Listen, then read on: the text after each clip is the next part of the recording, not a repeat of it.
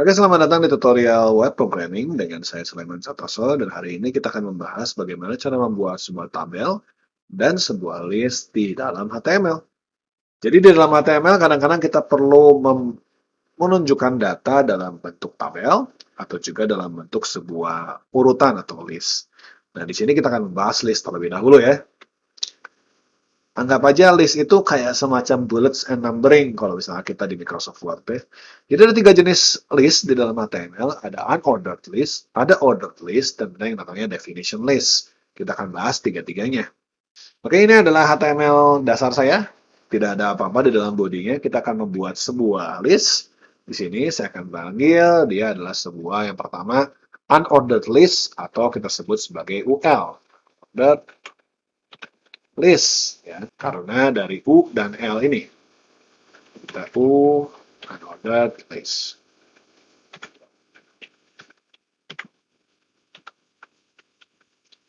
Kita panggil UL seperti ini. Dan di dalam setiap UL ini kita bisa punya sebuah list item. Nah, kita kasih nama list item itu menggunakan tag yang namanya LI. Contohnya misalkan di sini saya punya sebuah barang satu, kita pengen bikin lagi barang dua, misalkan kita bisa bikin barang dua.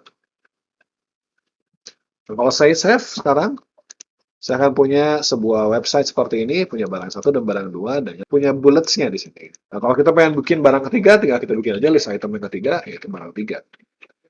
Maka sekarang, saya akan punya barang ketiga. Nah, unordered list ini punya beberapa atribut, yaitu ada type-nya, yaitu disk, square, dan circle. Jadi kita bisa ganti bullets-nya itu menggunakan disk, menggunakan square, atau menggunakan circle. Gitu. Contohnya misalkan saya ganti jadi square deh. Nah, di sini sekarang saya bisa pindah ke URL, saya akan kasihkan type. Type-nya adalah square. Nah, sekarang kita punya list-nya dengan bullets-nya berupa sebuah kotak. Oke, itu adalah cara pertama kita membuat sebuah list, yaitu kita sebut sebagai unordered list, jadi list yang tanpa urutan. Nah, karena sekarang kita punya list kita yang kedua, yaitu tipenya adalah yang namanya ordered list. Nah, ordered list itu adalah O-nya besar, ya. Listnya L yang besar, jadi kita punya ordered list, kita akan mulai dengan OL, ordered list. Di dalamnya kita punya juga sama list item, jadi kita tinggal copy aja list item yang atas ini. Maka sekarang kalau kita lihat, perbedaannya cuma di tag awalnya. Maka kalau kita lihat sekarang, hasilnya kita akan punya dua buah list. Yang list pertama menggunakan bullets, yang list kedua menggunakan numbering. Seperti. Nah, ordered list juga punya beberapa atribut. Dia bisa mulai dari nomor keberapa, dan kita bisa pilih mau tipe numberingnya gimana. Apakah menggunakan angka, apakah menggunakan huruf besar A, B, C, D, atau menggunakan huruf kecil A, B, C, D, menggunakan I besar, nanti itu buat Romawi ya, atau I kecil untuk Romawinya. Contohnya misalkan kita mau ganti dia menggunakan A, B, C, D kecil ya. Maka sekarang OL saya bisa saya ganti type-nya adalah dari A gitu ya. Kemudian start-nya adalah di 2. Kalau kita mulai dengan startnya 2 dan type-nya A, maka sekarang kita akan mulai dari B, B, C, D. Gitu. Kita tidak mulai dari A, karena A itu 1, maka B itu 2, B, C, D.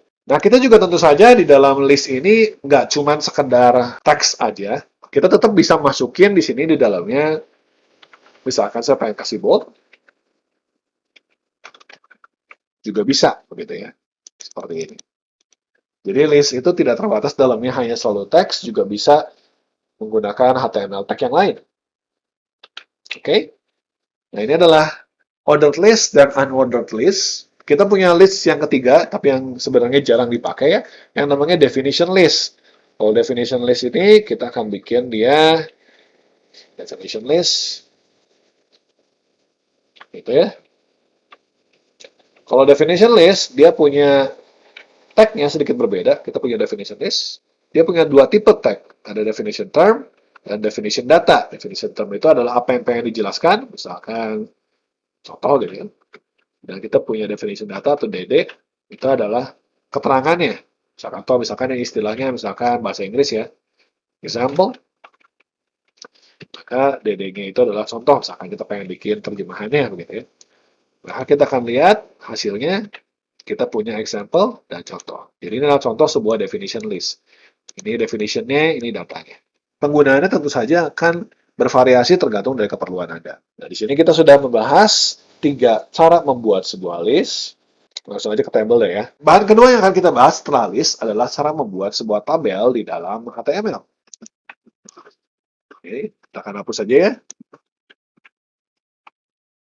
Nah, cara membuat sebuah tabel dalam HTML adalah kita mulai dengan sebuah tag namanya table.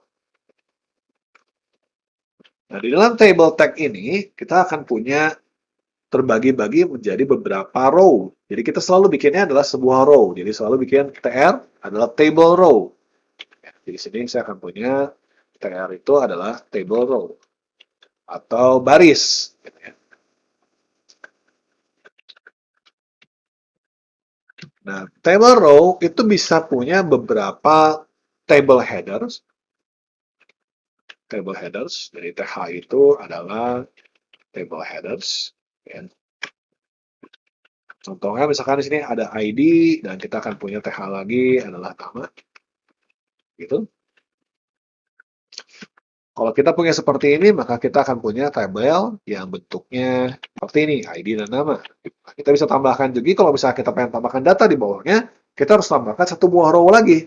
Jadi kita akan buat sebuah TR lagi dengan kali ini bukan header, tapi sebuah data. Berarti kita punya sebuah table data. Table data itu singkatannya adalah TD.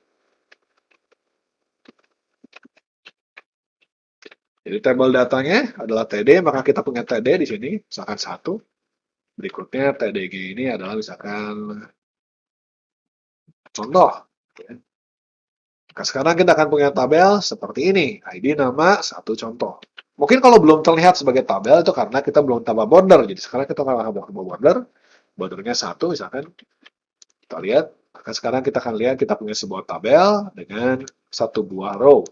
Kalau mau menambah satu row lagi, kita akan tambahkan satu buah TR lagi. Jadi Anda bisa melihat di sini bagaimana cara kita membuat sebuah tabel. Kita buat sebuah tabel dalam sebuah susunan seperti ini.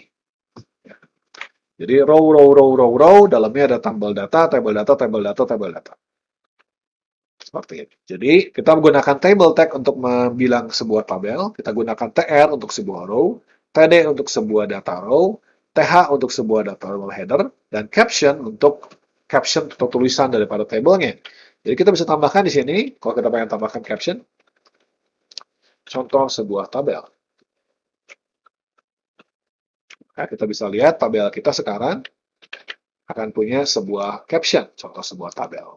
Yang besarnya sesuai dengan besar tabelnya. Table tag juga punya sebenarnya banyak sekali atribut yang bisa kita gunakan. Ada line, ada login color, ada border, ada cell padding, cell spacing, ada width, height, background, dan border color. Jadi border color adalah untuk kalau kita pengen mewarnai si pinggirannya, kita punya align untuk pengen tahu tengahnya, border, kita pernah cobain, ada cell padding dan cell spacing, dan ada width dan height. Kita akan coba beberapa atribut ini ya. Jadi yang pertama kali kita coba adalah sebuah atribut yang namanya width dan height. Jadi kita akan kasih dia width 400 dan height-nya adalah 400. Jadi kita akan paksa dia supaya dia lebih besar gitu ya. Nah, maka sekarang kita akan punya sebuah tabel yang besar sekali 400 ukurannya. Atribut kedua adalah align. Kita akan bikin sebuah align. Align-nya adalah misalkan center. Kalau kita set align center di sini, maka kita bisa lihat tabelnya ini akan berada di tengah-tengah daripada dokumen kita. Nah, berikutnya yang kita akan bahas ada yang namanya cell spacing dan cell padding. Kita akan bilang cell spacing sebagai 0. Sekarang kita bisa lihat datanya, kita tidak punya jarak antara satu buah tabel data dengan tabel data kedua. Misalkan kalau saya kasih dia 10, maka dia akan punya jarak 10 antara tabel data ini dengan tabel data yang kedua. Sekarang kalau misalkan kita hapus width dan height-nya, dan kita kasih cell padding sebagai 10, kita bisa lihat dia jadi lebih tebal paddingannya. Kalau kita kasih cell paddingnya 1, kita bisa lihat dia akan lebih nempel dengan konten. Misalkan cell spacingnya adalah 10. Misalkan. Kalau kita kasih cell paddingnya 10, maka dia akan jadi lebih besar. Seperti ini. Jadi padding itu yang ini. Spacing itu yang ini. Ini jelas ya. Ini padding, ini spacing. Jadi spacing adalah ruang antar table data. Padding adalah ruang di dalam table data dengan kontennya. Kita perbesar lagi ya, cell paddingnya Kita akan perbesar aja si tabelnya lagi, kembali lagi 400.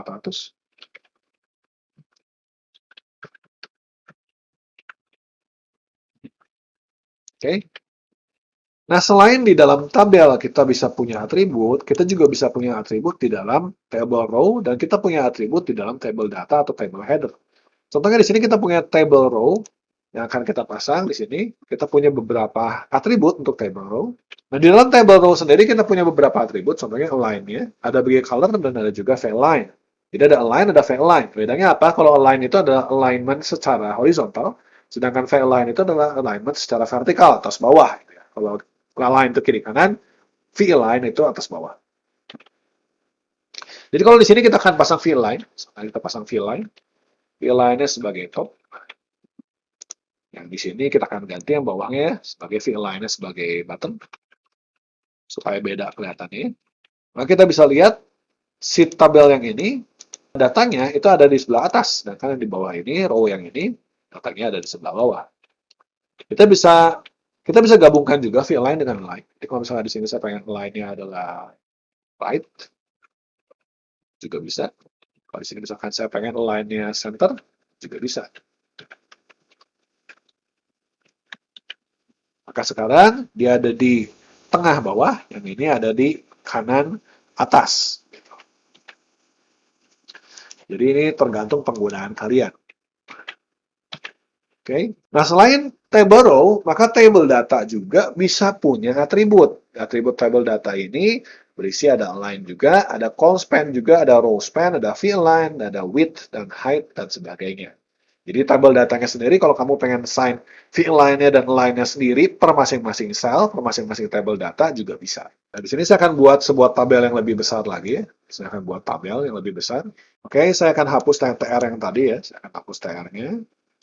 Ya, kita akan buat sebuah tabel row yang baru. Di sini saya akan menggunakan sebuah yang namanya emmet abbreviation. Jadi kalau Anda tidak mengerti apa yang saya sedang tulis saat ini, tidak apa-apa. Nanti saya akan buat video khusus untuk membahas soal yang namanya emmet abbreviation ini. Jadi di sini saya akan buat sebuah table row. Ya, table row yang di dalamnya ada 3 buah table data.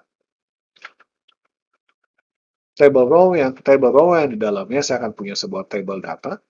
Table data ini akan punya sebuah nilai, ya, sebuah nilai, yaitu nilainya adalah angka dari 1 sampai 5. Kemudian saya akan buat si table row ini ada 5 biji. Kemudian saya akan tab. Nah, sekarang kita akan punya sebuah tabel yang ada isinya banyak seperti ini. Ya. Sekali lagi, untuk emmet abbreviation ini, kalau Anda nggak mengerti, nggak apa-apa. Anda tinggal bikin manual dulu. Nanti kita akan bahas di video berikutnya. Nah, sekarang saya punya sebuah tabel yang seperti ini. Kita punya sebuah tabel yang ada 5 kali 5 seperti ini. Nah, sekarang kita pengen bahas tentang yang namanya atribut call span dan row span. Call span itu menyatakan apabila sebuah table data itu punya lebih dari satu row. Lebih dari satu kolom. Misalkan di sini, saya pengen di table row yang pertama ini, untuk nomor yang 2 ini, saya akan bikin call span-nya sebagai 2. Maka sekarang Anda bisa lihat, kita punya nomor 2 ini menempati 2 kolom. Sedangkan yang lainnya akan kita geser ke samping. Jadi kalau misalnya dia punya 2 kolom, maka sisanya akan geser ke samping. Kita akan coba misalkan di sini, untuk yang di bawahnya, kita akan bikin call span-nya adalah 3 atau 4. 3 ya, 3. Sehingga kita lihat, sekarang yang di bawah ini, dia punya 3 buah kolom. Dia span-nya 3 kolom. Oke. Sehingga yang lain sisanya kegeser. Kita juga bisa bikin di sini, selain call span, ada juga yang namanya row span. Jadi kalau kita row span di sini, misalkan 2,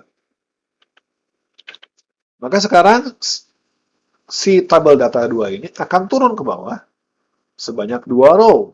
Sisanya akan tergeser. Di sini kita lihat nomor 2-nya tergeser karena sudah ditempati tempatnya oleh si nomor 2 yang ini. Kita juga bisa bikin dia supaya row span-nya lebih daripada jumlahnya. Misalkan row span di sini jadi 5, maka kita akan punya tabel seperti ini. 1, 2, 3. Karena tabelnya cuma 3, ya cuma segini aja. Nggak bisa ke bawah lagi. Oke, jadi dia dibatasi di sini. Oke, tentu saja untuk masing-masing TD ini, kita bisa tambahkan background color juga tentunya. Misalkan di sini kita pasang dua warna merah. Nah, di sini kita akan punya nomor 3 ini warnanya merah, gitu ya. Jangan lupa di dalam sebuah tabel juga kita tetap bisa menggunakan tag client, misalkan H1.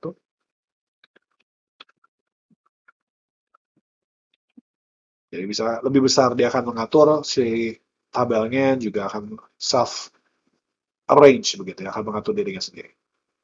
Oke, sekian tentang tabel dan list di HTML dasar. Bila ada pertanyaan, komentar, silakan pasang di kolom komentar. Kita akan berjumpa di video berikutnya. Terima kasih.